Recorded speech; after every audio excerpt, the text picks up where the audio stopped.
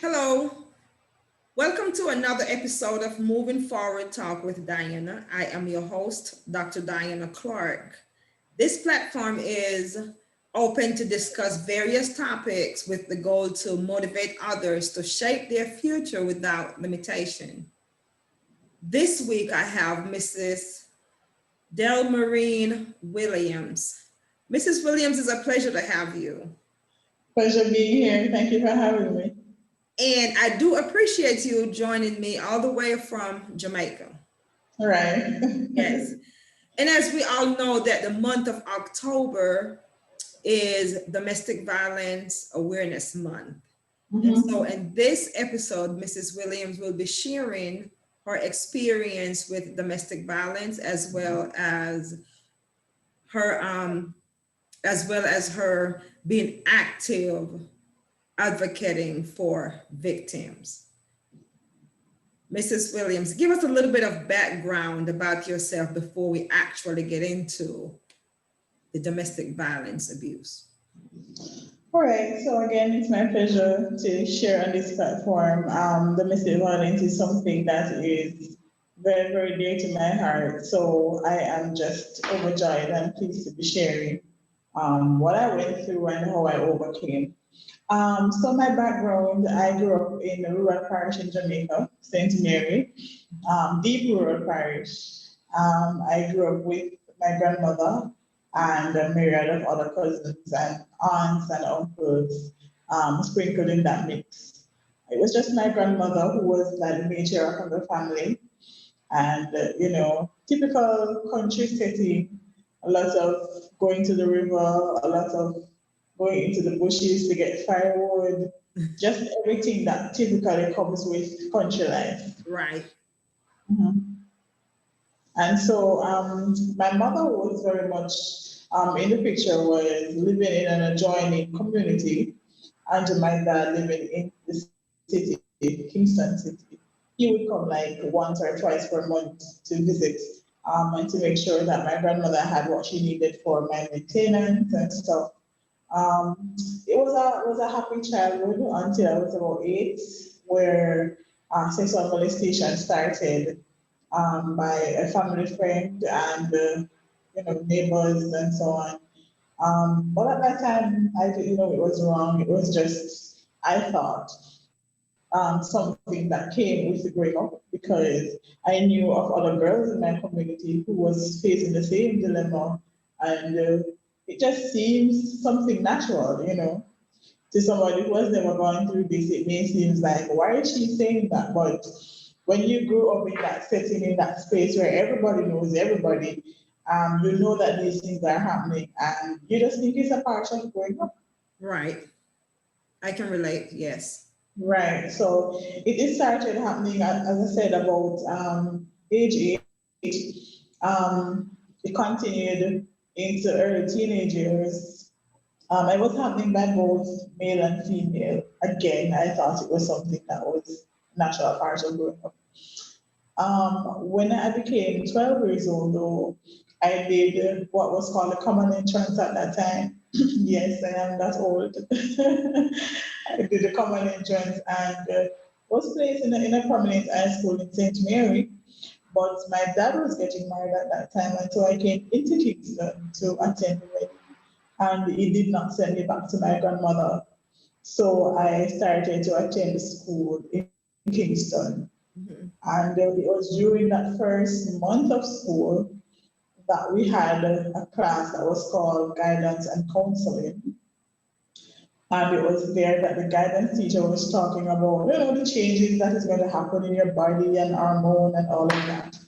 And she mentioned that nobody is supposed to be touching on your vagina, to be feeling on your breast. And I was like, what do you mean? This has been happening to me since for a few years. And she started to explain why it was wrong. And listen, I ran out of that class. I just ran. I started to run. I just ran until I don't even know where I was going. I was just running. And I remember she asked some boys on the playfield to grab me. She was shouting to them, grab her, but they thought I had done something. So they They held on to me, and when she came, she brought me to her office and she said, "What is happening?" And I told her what was happening. I was shaking because I could not believe that this thing was happening to me for years. I was going through all of that. Nobody said anything. And of course, my grandmother knew. Um, but I didn't tell anybody because of the threats that I got from these persons, what they would do, the typical thing that they tell you. Um, and it was at age 12 that I found out that this thing was wrong. And so I became very rebellious. I was just acting out, skipping school, going down into downtown to just hang out with the wrong company, of Right. course. My grades started to slip, and I was lost basically. I had nobody to talk to. And then, my dad relocated from Kingston to now Portmore, which was at the time becoming a developing city. And it was like a culture shock for me because here I am coming from deep rural parish, seeing only donkey carts, people going to the farms and all of that, and coming into a city like Portmore where you have cars and buses and all of these things. And my neighbor who was working downtown at the time decided that, he could give me a lift because of course my school was downtown. He could give me a lift to school in the morning and it would take the load off, getting the bus and to be standing up in the bus and all of that. And that him taking me to school led up to him now molesting me as well. And of course, the threats came again after telling everybody, so we'll see. But this time I knew it was wrong. But I thought nobody cared enough Right. to show me that love that I was looking for. I wasn't hearing that I love you, you're a beautiful girl, and all of that. And so it just went on for years. And let me ask you a question. Did you mention that to your dad at that particular time? My dad, I was still living with my dad, but he was married to somebody Mhm. who we did not see eye to eye at all. The whole stepmother drama. And she was very adamant when I was 14 that my dad had to choose between her and me. And of course, he chose his marriage and his new wife. And I was sent back to St. Mary to live with now my mother, who I've never lived with. Right. And my mother and I could not get along either because we're so much alike. We're both strong-headed and all of that. So we did not get along at all, at all, at all. And she was very abusive. I just think that she could not understand why I was acting out because, of course, I did not tell anybody at this time what was happening. She just thought that I was a rebellious child and, I was big and all of that. But Right. we could not get along, and so she told me one day, listen, this is it. Go to your dad and stay there. I can't deal with you. But when I get to my dad, my stepmother told me I could not stay there because there was no space there for me. And so at that age, I became homeless. At 15, I became homeless, um, staying with random people who I didn't even know, sleeping on floors, at one point sleeping on the roadside because I didn't have anybody or anywhere to turn.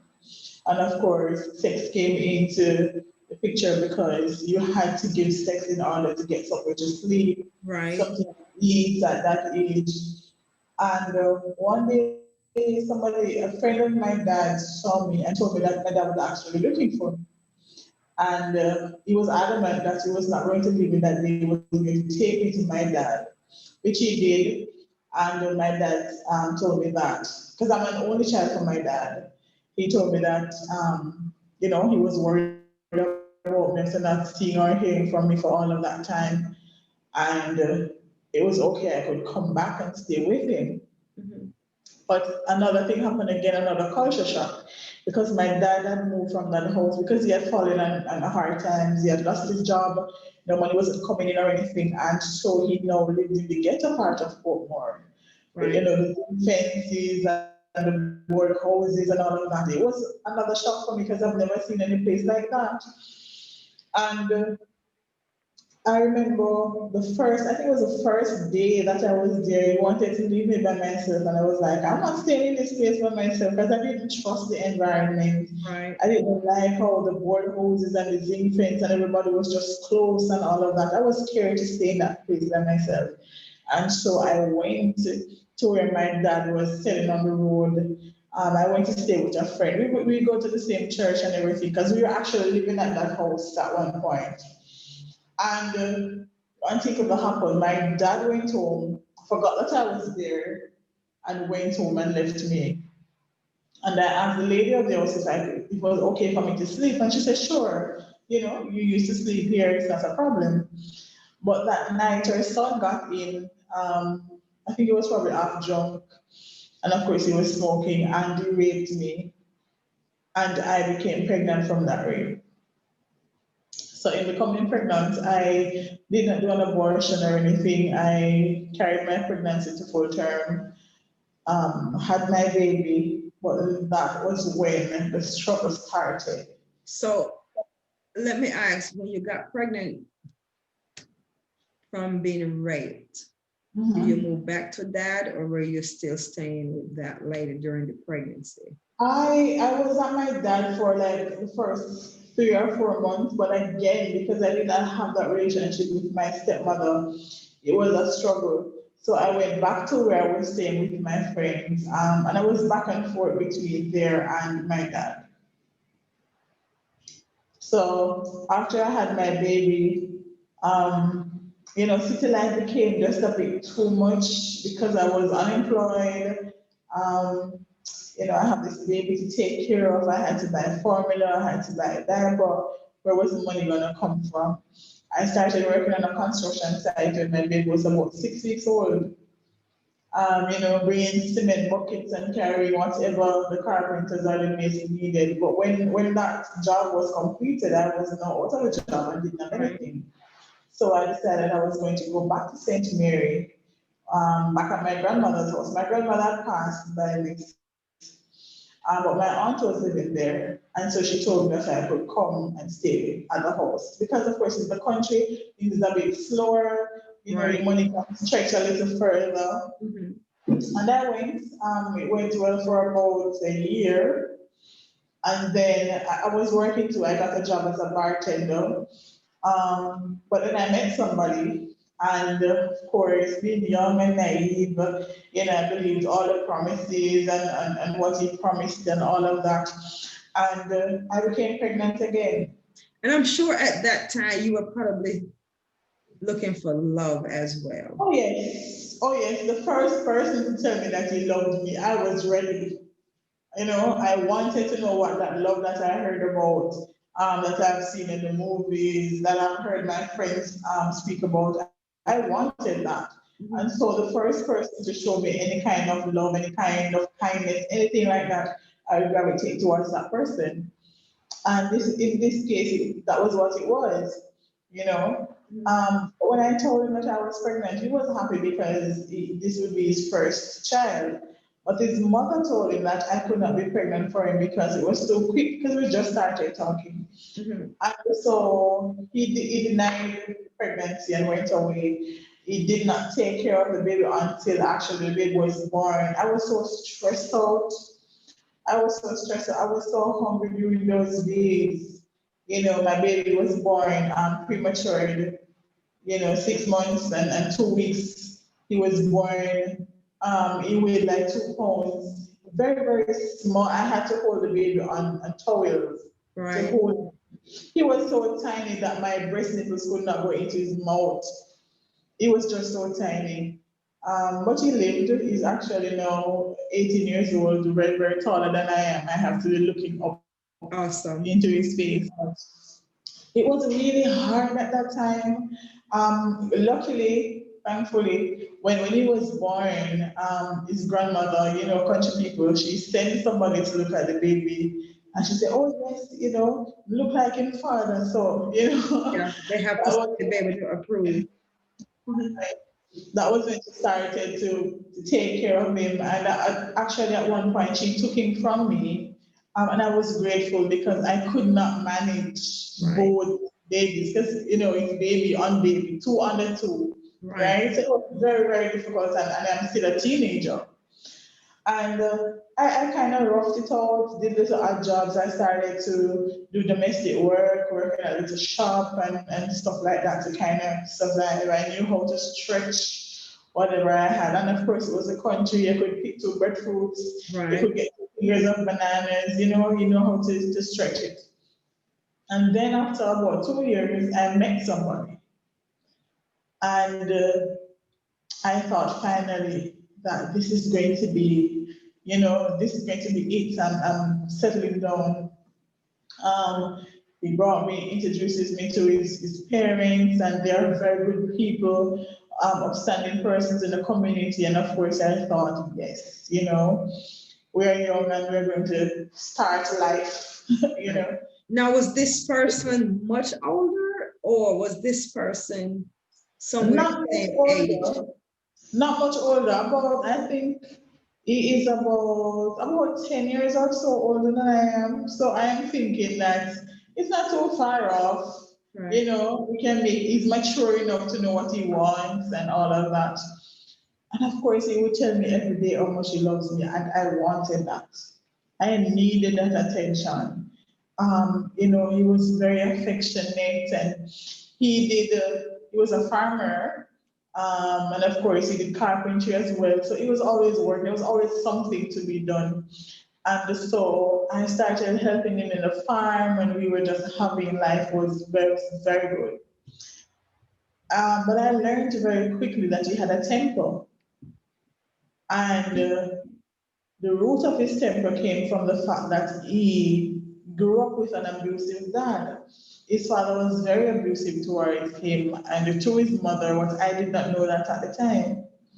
So about a year after we started the talk, and I remember one day he wanted to go somewhere, and I was saying to him, "You just stay home. I mean, rain is falling and all of that. You can just stay home." And this man slapped me across my face. I didn't know what to do with myself because this is happening to me for the first time. Right. I felt some type of way. I was saying, "Oh my God, what did I do? I should just allow him to go." And I'm just blaming myself. I shouldn't do this. I shouldn't do this. I shouldn't have said anything. And of course he went. I was scared to even go to sleep, but when he came home with stuff. He knew that I love peanut and ice cream, and so he bought peanut and ice And cream. then And nothing happened. oh, he was saying, "Baby, I'm so sorry. I don't know what happened. It will never happen again. I love you. Oh my God, this and that." And I felt, yes, he is sorry. But then a few weeks after that, not even a few weeks, about the same weekend, something happened again, and I was hit again. And of course, he brought home ice cream and peanuts again. And this time he said to me, "Because you did this, Right. this is why I did that." So he's chastising you as a parent chastising a Yes, child. it was plenty of that. And it just went downhill very quickly from there because I would be afraid when he wakes up in the morning because I wouldn't know what mood he will wake up in, right? He could be happy, very happy this minute, this hour, and within a split second, he would change. And I didn't know which of the personalities I was going to get on that specific day. So it was as if I was walking on eggshells around him all the time. Let me ask a question right here. At that point, did you believe or it was the norm? And no, I knew it was wrong. Okay. I knew it was wrong for him to be hitting on me, but there were so many factors. Mhm. And I'm not making excuse because I knew better. But I was thinking, here I am with two children, right? I am not employable. I don't have a skill, and this man is taking care of me. I don't want to go. I don't want to start another relationship with somebody else.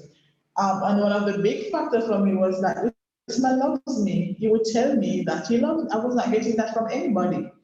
And I was always thinking that, okay, He's going to change. He's going to go back to the person that I knew before. I am going to try and do better. I'm not going to say that to him again. I'm not going to dress this particular way. I'm not going to do this. I'm not going to talk to this person because I did not want to do anything to set him off. Right. But nothing I did was perfect. There was always something that was wrong with how I dressed, how I looked, how I cooked the food, how I took care of the kids. There was just always something. And it just escalated very quickly. There were several times that the police had to get involved. And of course, when the police came, they would always not see him. And then when they left, he would slap me up again because I went and called the police on him. I remember one specific time where he used his fist to thump me in the side of my head. And for about 5 minutes, I could not feel anything on my left side. Everything on the left side of my body went dead. I couldn't feel my arm, I couldn't feel my legs, my eyes, my nothing. Everything just went dead on my left side. And it was that time that I knew that I had to leave him. But how do I leave? Where do I go? Who is going Right. to help me? Who's going to help with the kids? And then I became pregnant for him. So in becoming pregnant for him, I was like, I am trapped. I am now trapped in Trapped this. again. Yeah. And even during my pregnancy, he was abusive. May not physically at that time, but verbally, and he would push me and all of that, during the pregnancy, and I was like, I am trapped, I am going to die in this relationship. How am I going to get out? What am I going to do? And everybody in my community was afraid of this man. Nobody would try and help because they say, oh, we don't want to get into man and woman relationship. And that's so typical. That is so Uh, typical.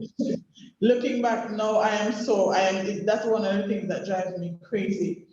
I don't want to get in a relationship because when two egg up and pillar, like, I need your help, I'm dying here. Right. Who's going to help me? And then when we would get into a fight, and then the fight would be over, when person is found with all the scars and their bruises and everything, oh, he's going to kill you. And I'm like, why can't you guys just help me get out of this? I don't know how to get out, Mm-hmm. right? I don't know who to talk to. I remember I went to the police. I went to the police. I had blood coming out of my ears, out of my nose. I had busted lips, my eyes black and blue, my face swollen.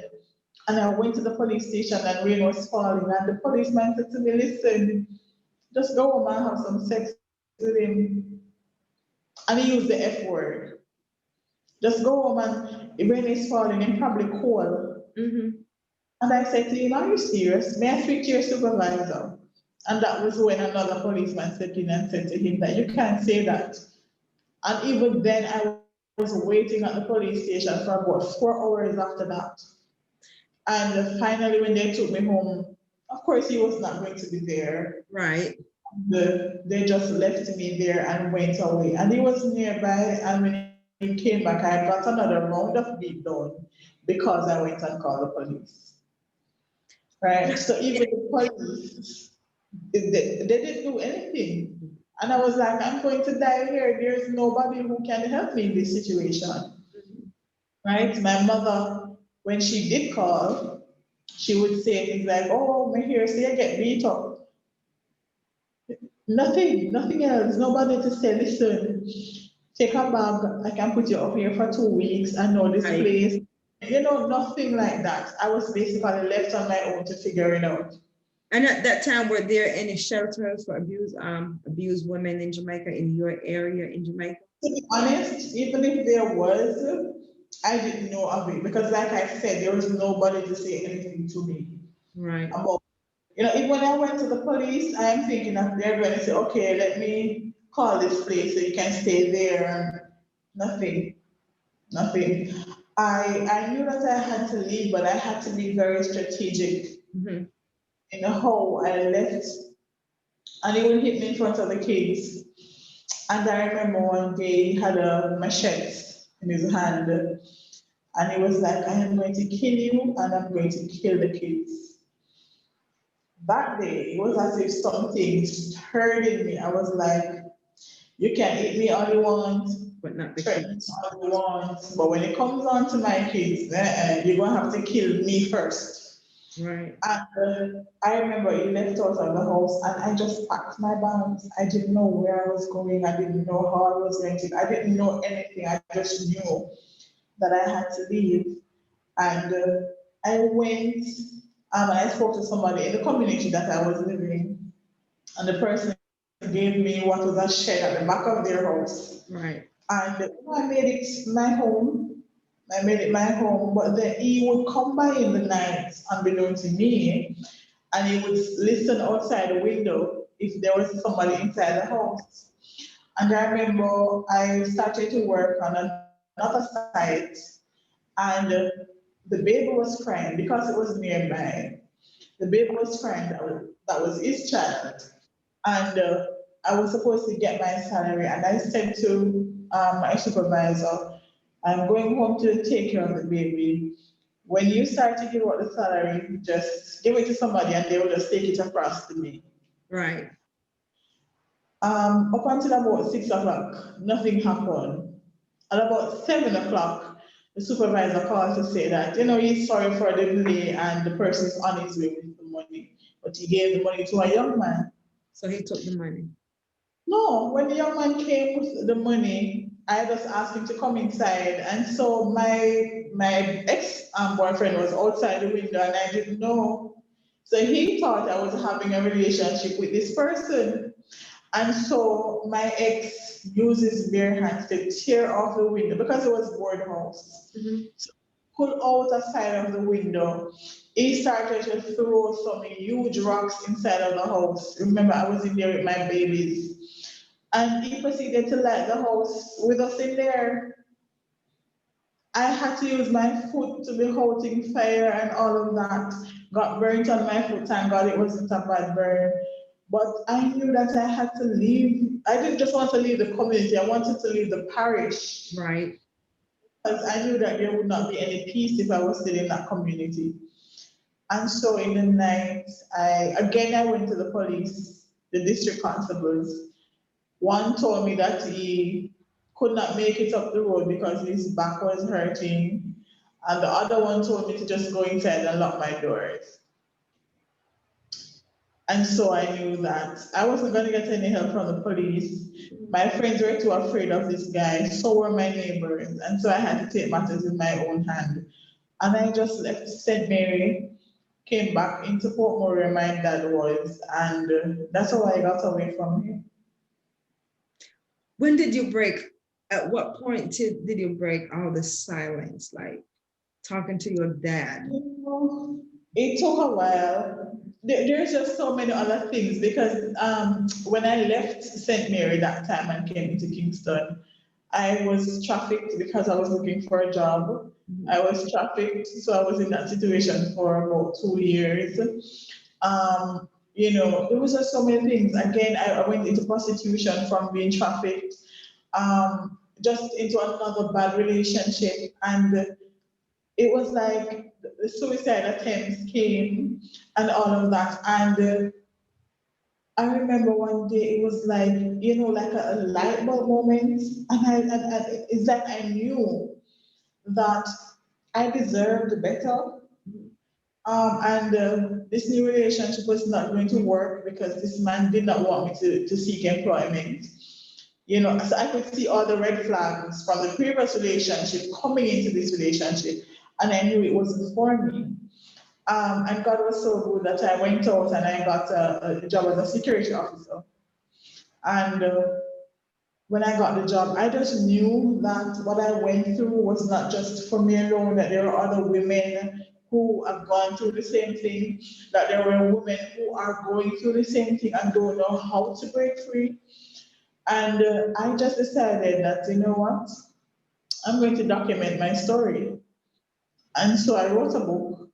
Oh, My book is called Restored to Beautiful. I'm actually wearing my t shirt, Restored to Beautiful. And from writing that book, I got speaking engagements and platforms like yours that I used to share my story. And it became something that I decided that I'm not only going to speak about domestic violence, I'm going to speak about human trafficking, I'm going to speak about sex trafficking, I'm just going to speak about teenage pregnancy and all of that, all of my experience because it is so much.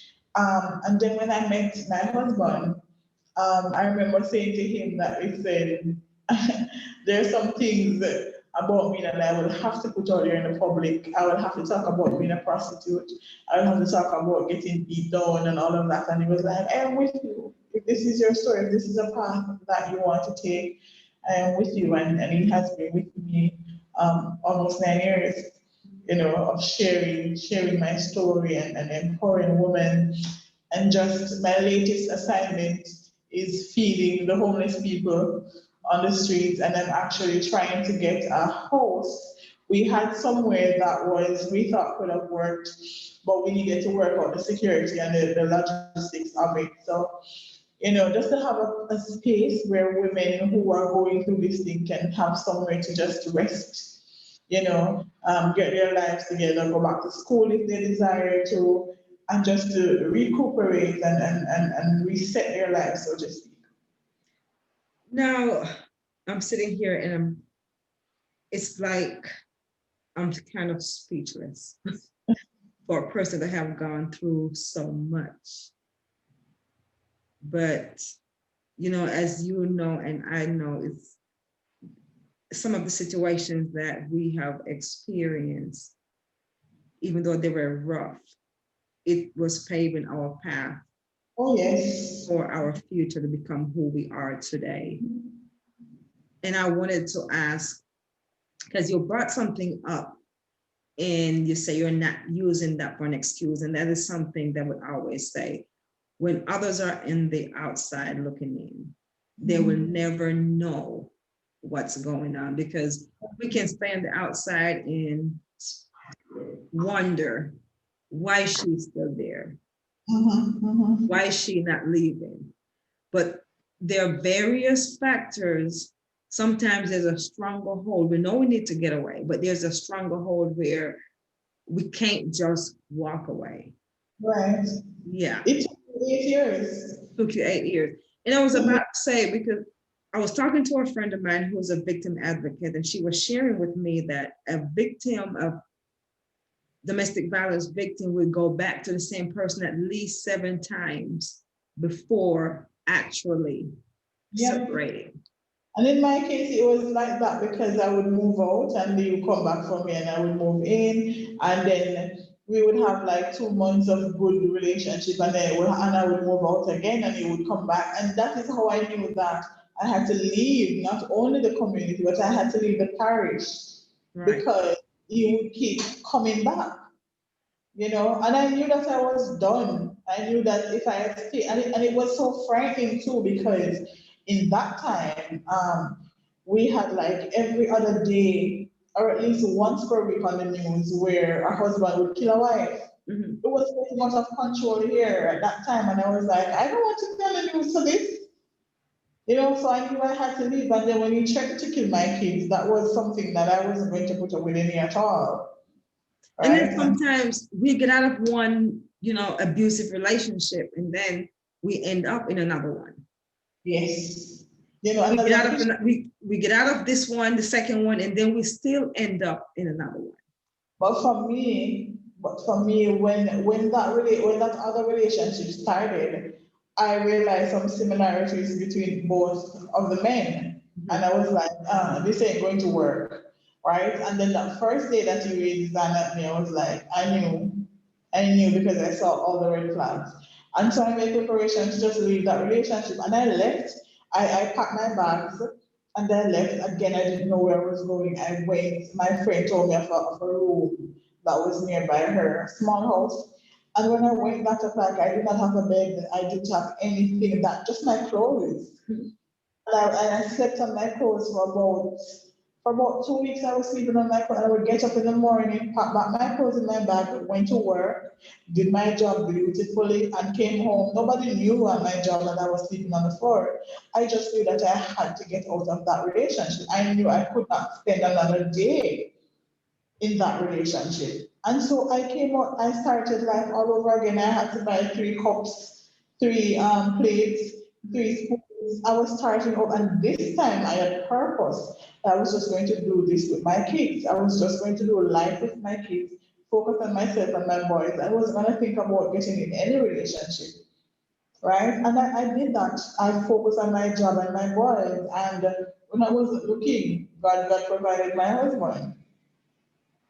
So I would tell anybody that is going through this, that first you have to love yourself. You have to love yourself first, and anybody who loves you is not going to hurt you.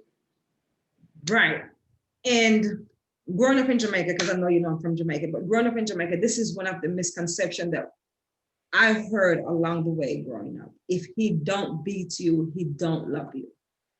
I hear that almost every day because no, I still live in the ghetto in Portmore, and I go to school in the ghetto in Seaview. So Mhm. I have persons from the ghetto who are my classmates and associates and all of that. I have clients and this is that's the hardest thing to break, The cycle. mentality. Mhm. And I tell them all the time, even today, I was thinking, and I'm like, listen, if this man loves you, one of the things that my husband always said is that his responsibility is to love me as Christ loved the church and Right. gave himself for the church, right? He's supposed to love me more than he loves himself. And he knows that he loves himself, so he will not hurt himself. So Mhm. you can't willfully get up every day, willfully beating on this person, and then, no, you don't love this person. No, you don't. And I think that's used as a mechanism as well for that person to be so scared where they're scared to leave. Mhm. Mhm. And I've had persons who tell me that, listen, we're coming from far, we bought this house together, we buy this car together, we look good together, so, it's just a one slap every now and again, it don't mean nothing. But it's not okay. And see what happened, especially when kids are involved, like your ex, he was involved in an abusive household. And so that's what he was taught, that's what he knew, and that's what he carried on. So for those Exactly. of us who will say or make these excuses, it's just a slap or we're together or something. That is the same kid, that is the same thing our children are learning. And then when our kids become men and women, then they're also going to become abusive. I've had a client who told me that, listen, I've invested in him, so I'm not leaving him for somebody else to get. But I'm like, what are you getting? You're getting beat up and slapped. So what is the investment? But and I can understand as somebody who has been in that situation, the things that the women say, things like that. It's an investment, and oh, we have children together. Because that was one of the things that I was saying initially when the abuse started. I was saying to myself, here I am, very young, in my early 20s, Mhm. already with 2 children, you know. And he would tell me that I'm the best thing that ever happened to you. And so you started to believe these things. You start to think that, oh, this is the best I can get. This is the best relationship that I'm going to be in because he loves me. And no, you have to love yourself first. And that can look like a lot of things. Loving yourself first can mean that I'm not going to put up with you hitting on me anymore. Loving yourself can look like I'm going to walk out of this relationship and see what happens. Loving yourself can be I'm going to leave this parish, I'm going to leave this country.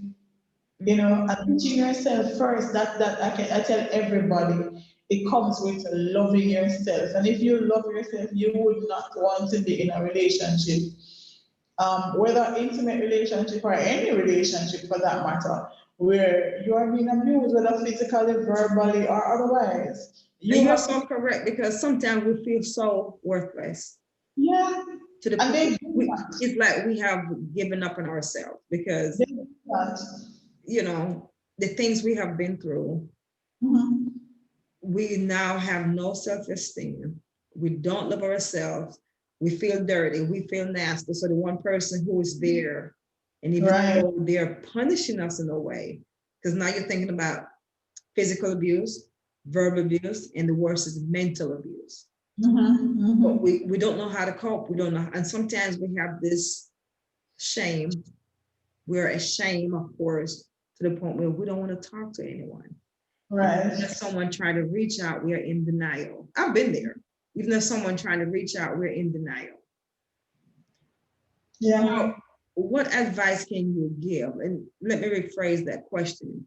What are some of the red flags or individuals to look for in an abusive relationship or in a potential abusive relationship? There's just so much. There is just so much. And off the top of my head, the first one that I think about is just this person who is too clingy. Because Mhm. they started out at that, and you're thinking, oh my God, he loves me.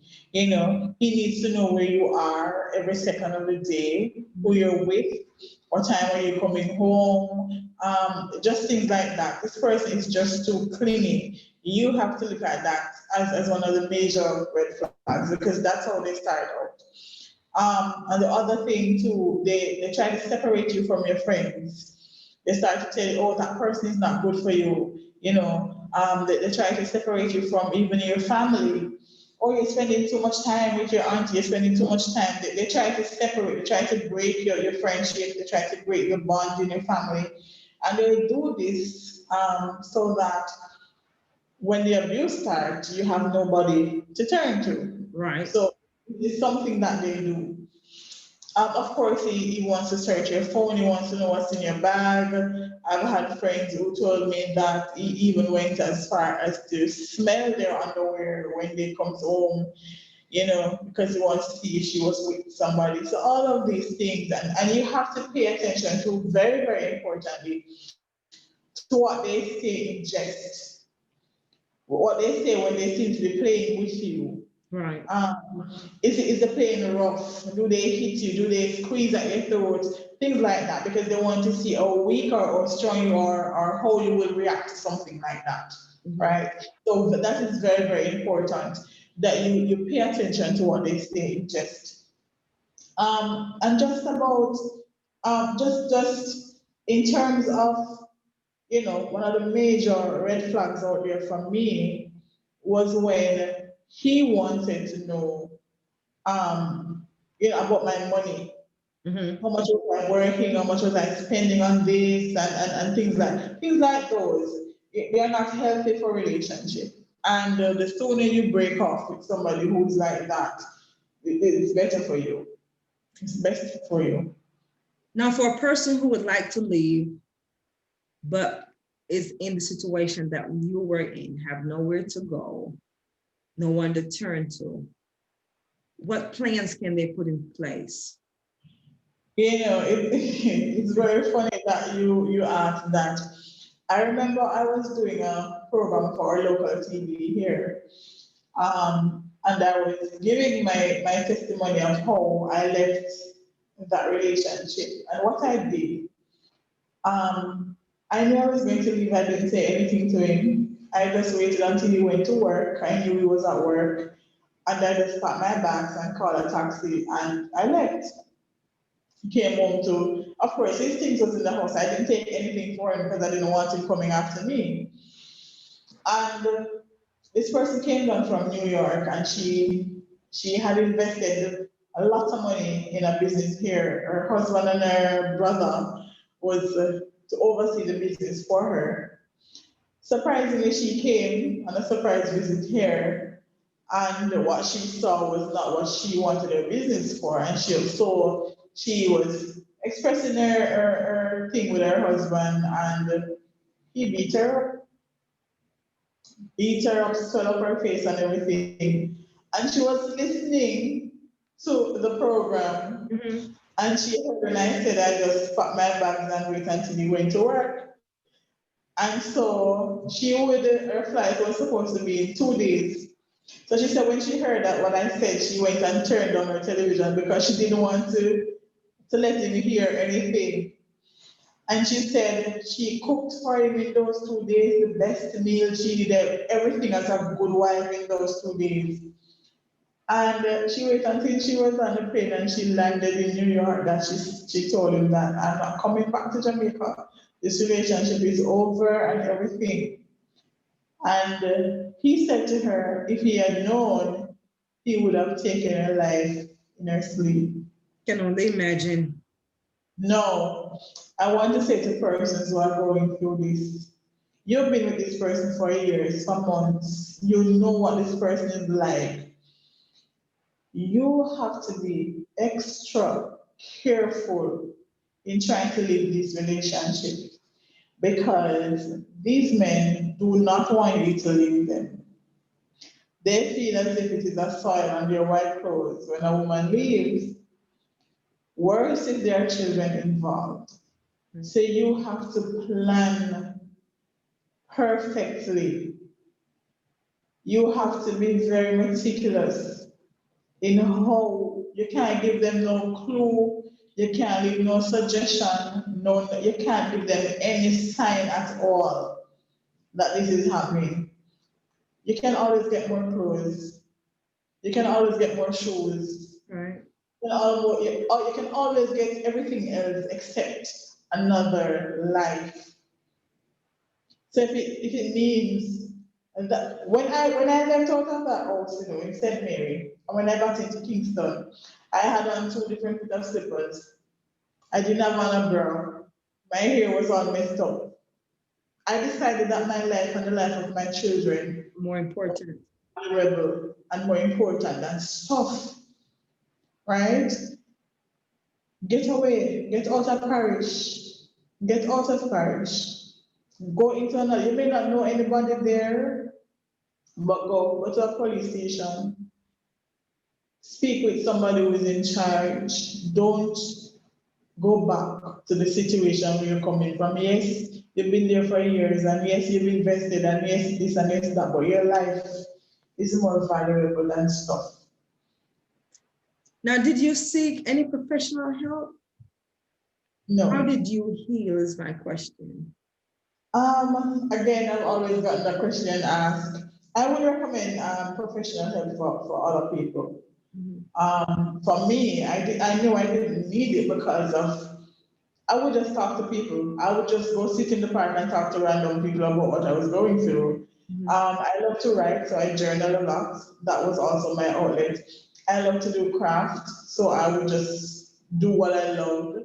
I love to sing, so I would sing, I would make songs, I would make poems, I would just write. So that helped me with my healing process. And of course, um, forgiveness. Right. Forgiveness is very, very important. As a Christian, I cannot live without saying that. Forgiveness is very important, but I first had to learn how to forgive myself. I had to learn how to forgive myself for going through the trauma from being 8 years old up until at that time. I had to learn to forgive the person who raped me. I had to learn to forgive my grandmother who knew I was going through the abuse. I had to learn to forgive my mother who neglected. Had to learn to forgive everybody. And once I did that, it became easier and easier. And of course, I talk a lot about it. Women empowerment groups, different speaking engagement, different platforms, and stuff like that. But I would recommend the person get professional help. Yeah, because sometimes the more we talk about it, the more we heal. The healing Right, process continues. right. In Jamaica, for those who are in Jamaica going through violence, domestic violence or abuse, Mhm. are there any hotlines that's available to them that they can call? There are the Bureau of Gender Affairs. They have started to do some good things in there. I'm not sure if you'll be able to get their number that you can put it up. I don't have it offhand. Okay. Um, the Bureau of Gender Affairs. There's this fantastic group that I work with called Pursued International. Mhm. They mostly work with persons who are like street prostitutes and stuff. Um, but they have a very, very, very good program where they help person. Once you need help, they know where to get the help from. And I do training for them, how to approach these persons on the street and stuff like that. So they are fantastic persons to work with. So I would recommend Pursuit International, and of course, Family Life Ministries. Okay. And where can we find your book? My book, Restored to Beautiful, is on Amazon, and it's on Kindle as well. Okay. And I'm so proud of everything that you're doing now to advocate for women. Are you only advocating for women or for men as well? Because, you know, men do experience domestic violence. I have never come across any man who would require my services. So no, only women. How can I assist you with what you're doing back home? Funds is always something that we look forward to. Because especially now that I'm doing the street feeding program, I do that. Personally, my book, Research Beautiful, the persons can just purchase my book. The money from my book goes to all of these various things that I do. I also an advocate for teenage pregnancy, so I assist teenage mothers monthly. You know, if I know of anybody who needs a diaper, who needs a baby clothes or stuff like that, I do that. I also assist persons with getting clothes for themselves. So you will see me on Facebook begging for people clothes to give other persons. So that is something that I do. Okay. Now, are there any phone numbers or account or anything you would like to share publicly for anyone who sees this video and would like to donate? How can they contact you to donate? My email, of course, delmainewilliams@gmail.com. Persons can always reach me on that. And my WhatsApp number, 876-845-1484. Beautiful. So I want to say thank you very much for not you are a survivor.